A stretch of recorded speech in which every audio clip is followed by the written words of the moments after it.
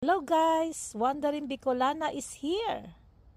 Wandering in my garden. Come, join me.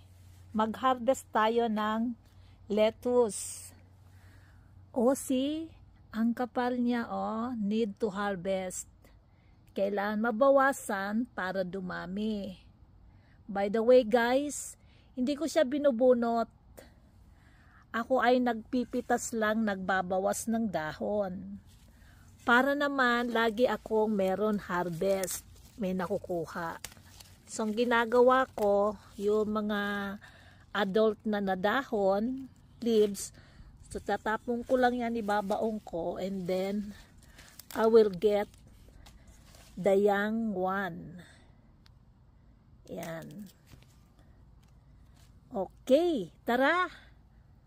Pitasin natin ang mga dahon ng lettuce. Ito, kapal-kapal na Ayan. Pitasin natin siya. Para sa ating healthy diet. Minsan din natin kumain ng vegetable lang. Walang halo. Pwede naman to mix mo with cucumber. And your dressing is lemon. Just squeeze one lemon and put some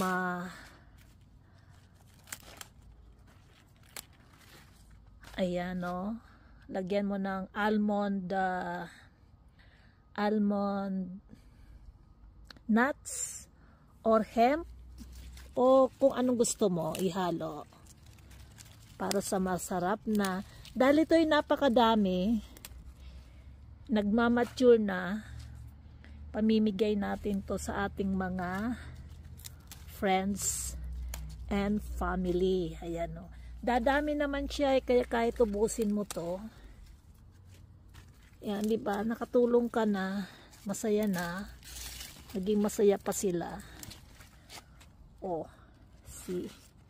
Dami, di ba? Uubusin natin 'to. Ayan Ayan. Okay.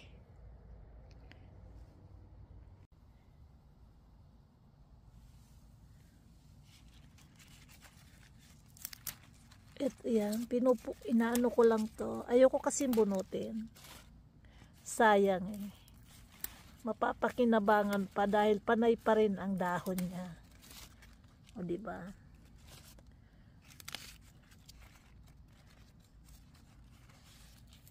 So, tinatanggalan ko lang ng dahon, ng leaves.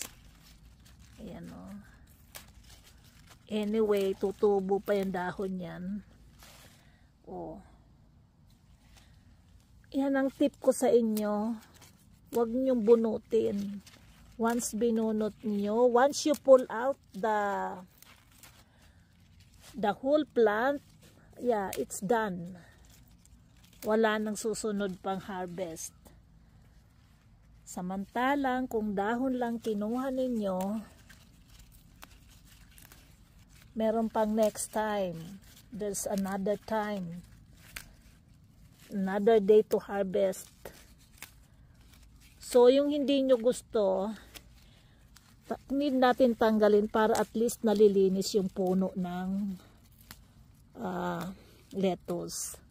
I went on a holiday guys, so napabayaan ko to. Walang kumain, walang nag-harvest, so need natin pitasin. Okay?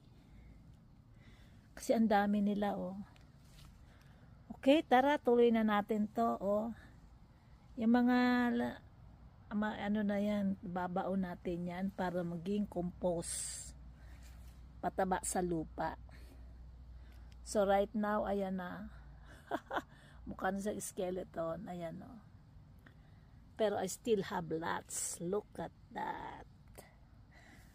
Yeah. Okay. Thank you for watching Wandering Bicolana. Maraming salamat. Like, share, and subscribe.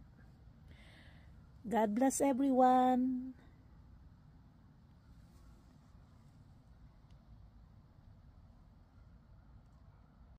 See, I got 2 already. Okay, that's a lot. And I still have lots. Look at that. There's a lot. Okay. Ilalagay natin to as compost, baon sa lupa.